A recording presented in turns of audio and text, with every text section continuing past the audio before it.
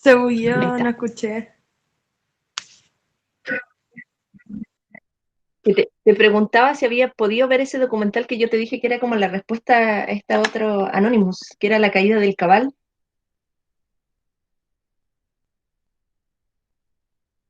Se me fue, pero creo que lo había anotado. Sí, lo había dejado Bueno, tiene anotado. tiempo ahí todavía en algún para que lo vea. Mira, Es bien interesante. Pero la como les caída digo, de... igual tiene muchas cosas que pueden ser fake. Del cabal. Ya, ya. Ahora sí lo voy a ver. Es para las dos, si quieren verlo las dos. Sofía, llegó justo a tiempo. Buenos días. La Sofía siempre llega en el momento preciso que va a empezar la presentación. Ya, chicas, estamos en la clase de filosofía con el cuarto medio lectivo y hoy corresponde la clase número 17.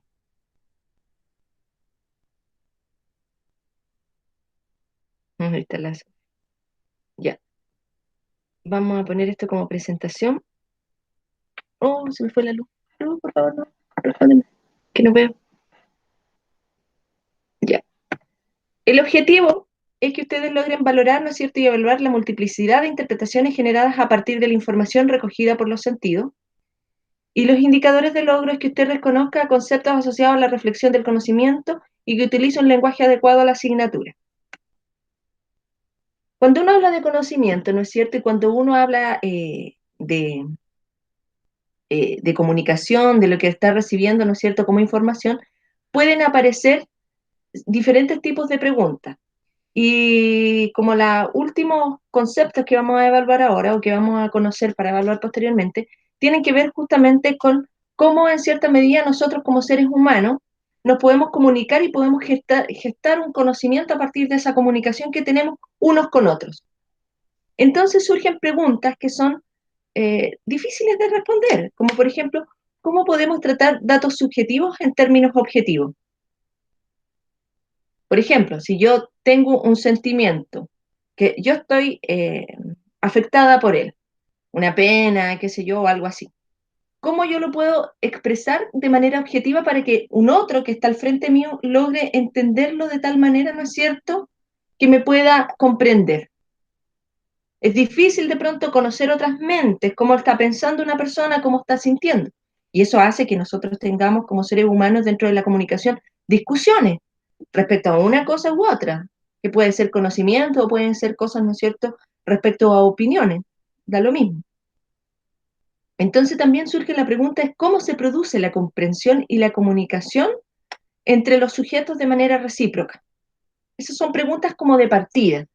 En el fondo, uno como ser humano es como de pronto una mónada, decía un filósofo antiguo que se llamaba Leibniz, y esto significa como un ser encerrado en sí mismo.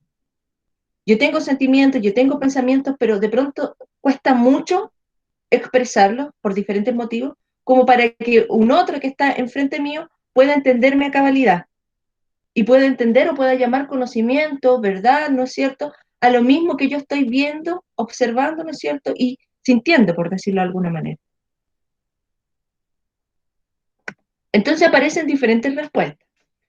Lo primero que vamos a definir es qué es la subjetividad. La subjetividad, ¿no es cierto?, apela de manera inmediata a la condición de sujeto, es decir, a cada uno, a lo que soy yo, a lo que es usted, ¿no es cierto? Y aquí aparece, es una característica de los seres humanos, a la cual, ¿no es cierto?, ellos, dependiendo del interés que tengamos, le vamos a otorgar cierto valor a las cosas. Las cosas en sí mismas no tienen ningún valor, uno les adjudica un valor. En cierta medida, ¿no es cierto?, uno como ser humano, como persona, va valorando ciertas cosas y por eso las va eligiendo. Y por eso hace relación este monito que está acá, que una persona ve un 6 y la otra persona que está parada al frente ve un 9. ¿Se dan cuenta? Y eso tiene que ver con la subjetividad, cómo yo estoy observando el mismo fenómeno, el mismo objeto, pero lo estoy interpretando de diferente manera. ¿Por qué mi interés puede estar determinado de esa manera? Porque mi educación, mi cultura, mi socialización está determinada de diferente manera al otro que tengo enfrente. Por eso de pronto es tan difícil como encontrar como vínculos con personas o como encontrar como comunicación en ciertos temas. Hay un dicho que dice, no sé si lo han escuchado, que nunca hable uno de política, de religión o de fútbol, porque son temas polémicos en los cuales la gente no va a encontrar como muchos puntos de común en cierta medida y eso va a generar dificultades y controversias. Ahora, cuando nosotros buscamos como la comunicación que se puede dar entre una persona u otra para generar, ¿no es cierto?, un grado de conocimiento y podamos hablar en los mismos términos refiriéndonos a un objeto, eso se llama intersubjetividad. La intersubjetividad es cuando yo, en cierta medida, encuentro una recepción en la conciencia de un otro. Cuando yo logro que el otro comprenda hasta cierto grado, porque no, es como difícil que uno lo comprenda en esa cabalidad, pero comprenda hasta cierto grado lo que yo estoy planteando. Ese es el concepto, es como la relación, es como el nexo entre dos individualidades completamente diferentes. Y a partir de esto, que es la intersubjetividad, yo puedo establecer, ¿no es cierto?, un lenguaje adecuado, una comunicación y un conocimiento. Porque si para usted 2 más 2, por ejemplo, no es 4, y para mí sí, no vamos a tener un punto de conexión respecto a eso. Y no vamos, por más que yo le dé argumentos y usted me dice que no, que esto, que lo otro, no vamos a tener, ¿no es cierto?, un grado de encuentro respecto a esa misma situación. Ahora bien, aquí les puse, ¿no es cierto?, una como pequeña referencia más bien, eh, no biográfica, podríamos decir como literaria, que les voy a leer, que dice lo siguiente. Si usted y yo contemplamos un pájaro en vuelo, mis observaciones del pájaro en vuelo son una sucesión de experiencias de mi propia mente, así como sus observaciones de un pájaro en vuelo son experiencias de su propia mente. Es decir, yo puedo estar mirando, al igual que usted, algo que estamos, ¿no es cierto?, que se está presentando, en este caso el autor está refiriéndose al vuelo de un pájaro, y para mí va a evocar diferentes cosas. Yo me voy a recordar mi infancia o cuando me llevaron, no sé, a ver el zoológico, y la otra persona a sí mismo también le va a generar diferentes cosas el vuelo del pájaro. Lo va a conectar con sus experiencias, con su imaginación, ¿no es cierto? Sin embargo, dice, no obstante, aunque no puedo conocer el contenido específico y exacto de su conciencia, es decir, lo que está pasando por su cabeza, sé que usted es un ser humano vivo y dotado de conciencia. Sé que cualquiera que hayan sido sus experiencias durante el vuelo del pájaro, ellas serán contemporáneas a las mías. Veíamos un pájaro juntos, envejecíamos juntos.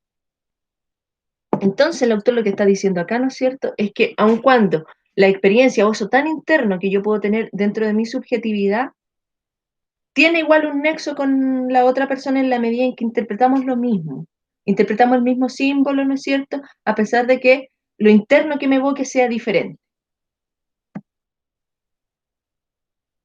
Preguntas hasta acá. ¿Se entiende? Como que igual no entiendo bien qué intersubjetividad. Ya. Suponte que tú estás frente, como Camila Álvarez está frente a una persona, ¿no es cierto?, a un novio, novia, lo que tenga, y usted está disgustada por alguna cosa con esa otra persona, pero no se lo comunica. Esa otra persona no se puede imaginar lo que usted tiene en la cabeza, ¿no es cierto? Porque no puede comprenderte a cabalidad. Lo único que interpreta es tu enojo.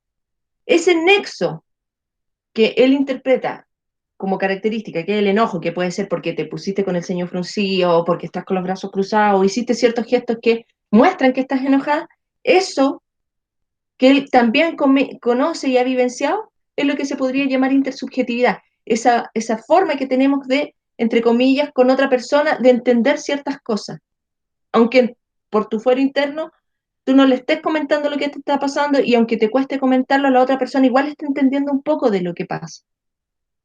Eso es la intersubjetividad. Es cuando yo comprendo en algún grado lo que está pasando respecto a un otro. Por algo puedo establecer conocimiento, por algo podemos establecer cosas en común con las personas.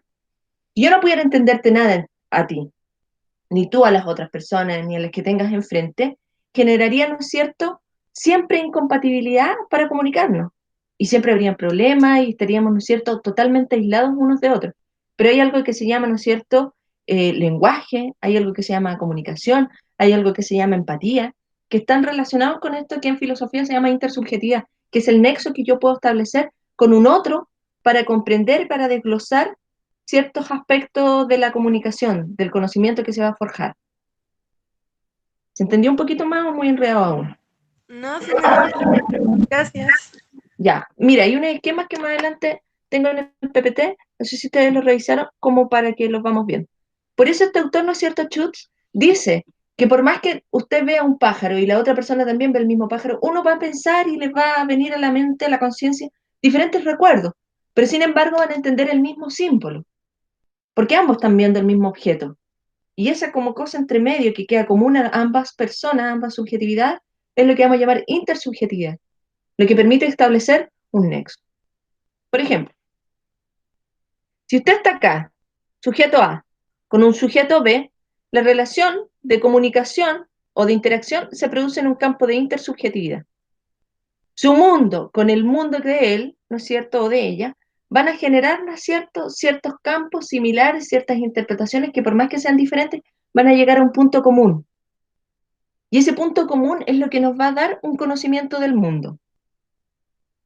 Ahora, esos significados de mundo ya vimos que estaban dados por la cultura, por la socialización, por cómo usted le crían, por cómo las ideas que tiene insertas, por lo que usted piensa, por lo que usted ve, ¿no es cierto? Es como en cierta medida como el depositario del conocimiento, ¿no es cierto?, que puede tener cada persona. Pero en la medida en que se da esto, que se denomina intersubjetividad, yo voy a poder hablar de un conocimiento del mundo respecto a la comunicación que estoy estableciendo con las personas. Así van a haber personas que te van a comprender mejor, que van a estar más cercanas a lo que tú piensas y otras que no. Y por eso uno también va eligiendo amistades, de acuerdo a lo que en cierta medida valore, si se parecen más a mí, si no. Y eso va gestando como un grado de conocimiento. Ahora, este tema de la subjetividad es bien complejo. Yo lo estoy pasando así sumamente livianito, porque la subjetividad tiene que ver cómo yo me percibo a mí mismo, con mis sentimientos, con mis pensamientos, con mi forma de verme. Más allá de cómo el mundo objetivo, el mundo con sus cualidades, ¿no es cierto?, observables por todos. Más allá de eso es cómo yo estoy, ¿no es cierto?, por dentro. No sé si ustedes conocen o han visto, por ejemplo, cómo las personas, por ejemplo, transgénero, se conciben a sí mismos, cómo es la subjetividad que ellas poseen.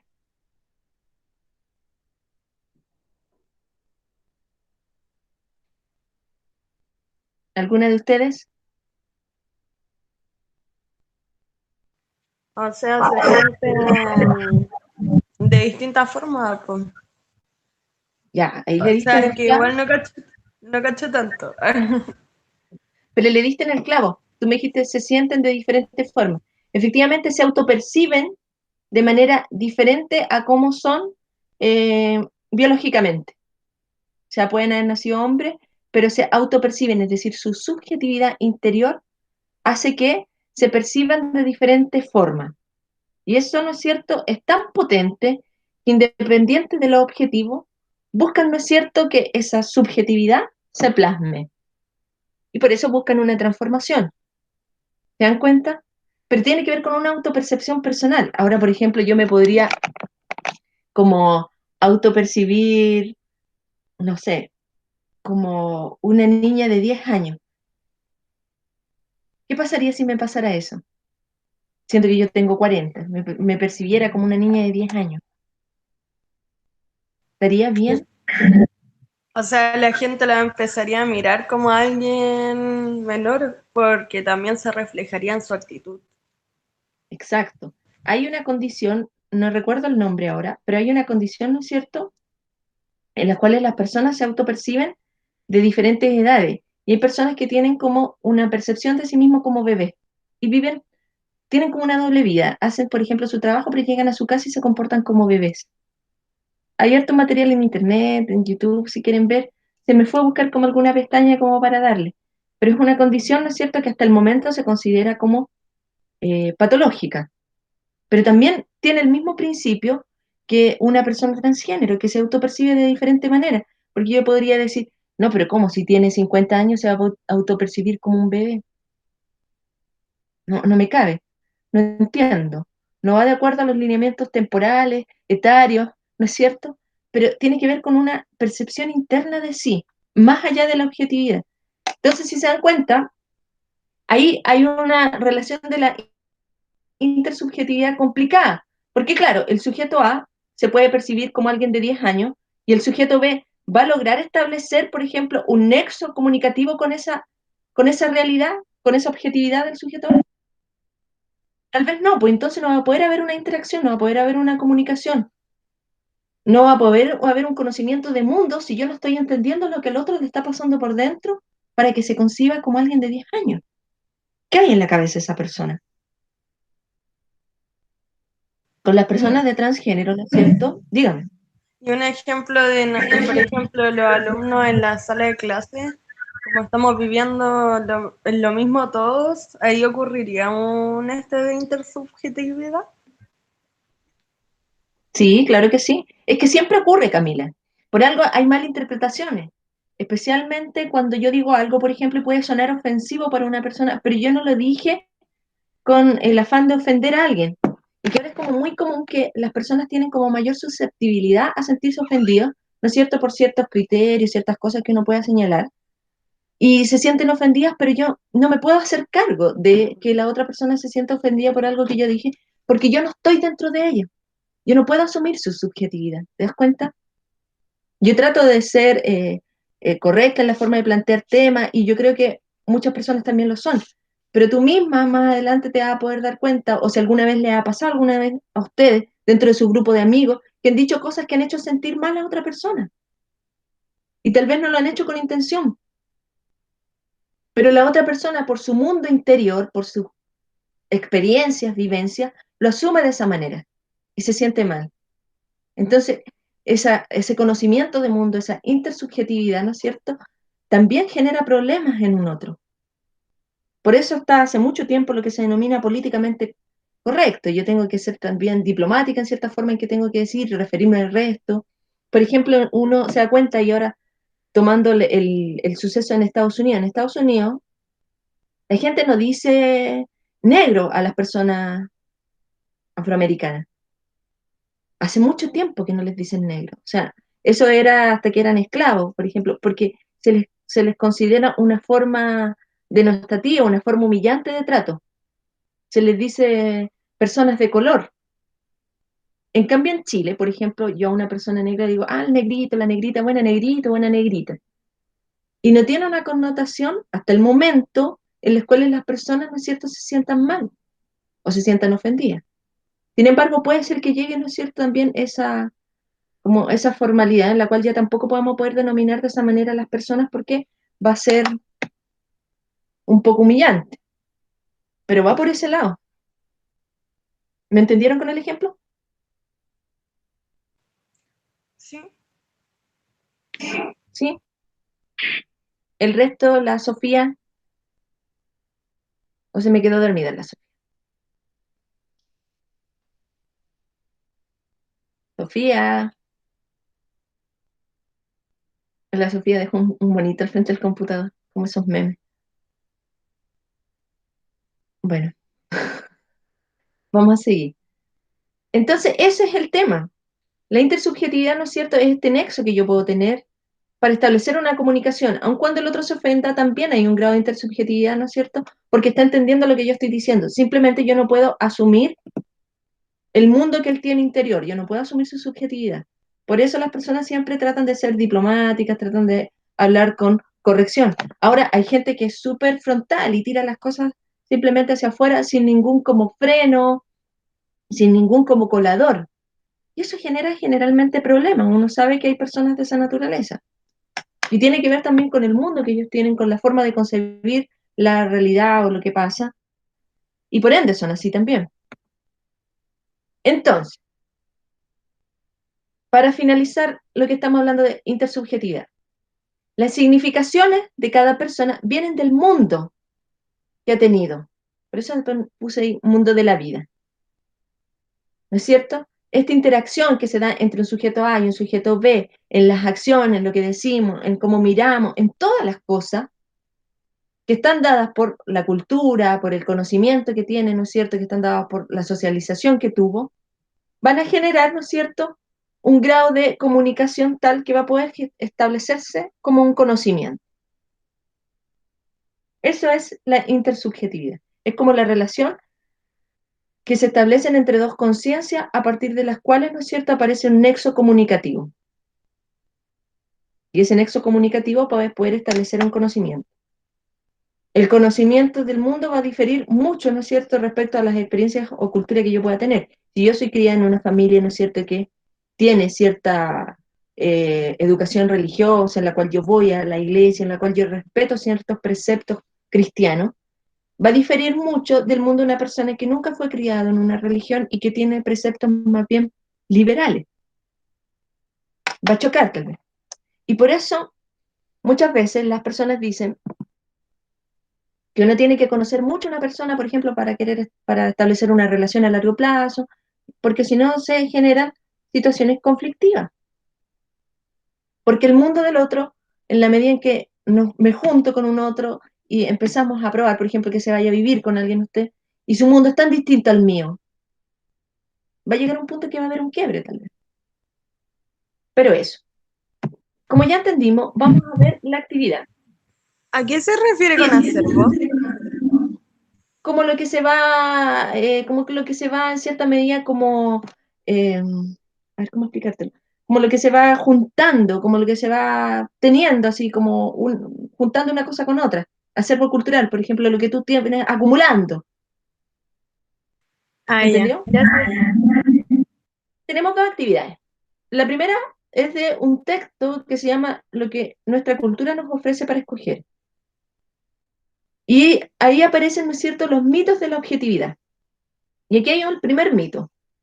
La actividad dice, lee el siguiente mito de la objetividad y da dos ejemplos en los cuales se puede romper con este mito. Por ejemplo, las personas pueden ser objetivas y pueden hablar en forma objetiva, pero solo pueden hacerlo si usan un lenguaje claro y precisamente definido, que es directo y sin rodeos, y que puede calzar con la realidad. Solo hablando de esta forma pueden las personas comunicarse en forma precisa respecto del mundo externo y hacer afirmaciones que pueden ser evaluadas como objetivamente verdaderas o falsas. Nosotros el año pasado, ¿no es cierto?, vimos en lógica que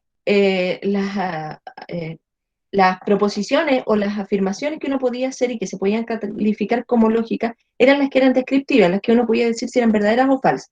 Por ejemplo, el celular es negro, verdadero. El celular es rojo, falso. Sin embargo, cuando uno habla, ¿no es cierto? Cuando uno transmite un hecho comunicativo, no necesariamente o no siempre puede hacerlo de manera netamente descriptiva. Recuerden que uno lo hace de manera fenomenológica también, de manera poética, es decir, van vinculados a sentimientos, van vinculadas, ¿no es cierto?, a apreciaciones personales respecto a el fenómeno o el objeto que se esté presentando. Y está relacionado con lo que le explicaba recién. O sea, yo puedo decirle a alguna persona, pero esa persona tal vez no va a entender lo que yo le estoy tratando de explicar, por más que yo lo use con lenguaje formal, porque yo no sé cómo está interpretando por dentro las palabras que yo estoy diciendo. Entonces usted tiene que hacer un ejemplo respecto a esto. Por ejemplo, algún malentendido que haya tenido usted, le pongo el caso con alguna amiga, amigo, qué sé yo. Y la actividad 2 dice, explica con un ejemplo la interacción que genera la intersubjetividad. Yo les puse el caso de la religión, por ejemplo, les pongo el caso del pololeo, cuando uno se va a vivir con otra pareja, de pronto pueden haber problemas, ¿no es cierto?, en la medida en que el nexo de la intersubjetividad que se establece entre una persona A y una persona B, de pronto es frágil y la comunicación se rompe y el mundo de conocimiento que podía gestarse entre los dos no tiene tanto peso como para seguir una relación. Ahí tienen un ejemplo. ¿Qué otro ejemplo se les ocurre a ustedes? Pueden verlo de la amistad, pueden verlo desde el plano laboral, etc. Preguntas.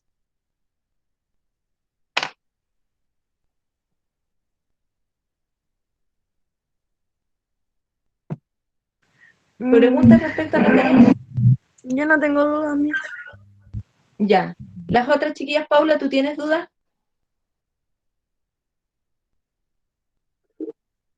Yo no. Sofía, Sofía, ¿tiene dudas? La Sofía no, se quedó dormida nuevamente. Bueno, para otra vez vamos a tener, o yo estoy, se me está quedando pegada la internet también. Ya, vamos a dejar de grabar. Voy a, voy a poner en el tablón lo de la evaluación de la próxima semana, recuerden. Así que por favor conéctense tempranito para que tengamos el tiempo. Voy a hacer ejercicios muy cortitos que van a medir tres objetivos diferentes. Entonces, uno va a ser de lo que vimos de sesgos de la información, que ahí va fake news, ¿no es cierto? La posverdad, lo que es la cultura y la socialización, y ahí vamos a meter también lo de la intersubjetividad. Voy a hacer cosas bien sencillas, así que no va a estar complicado. Ya, chiquillas, cuídense mucho. Ya, mis, cuídese.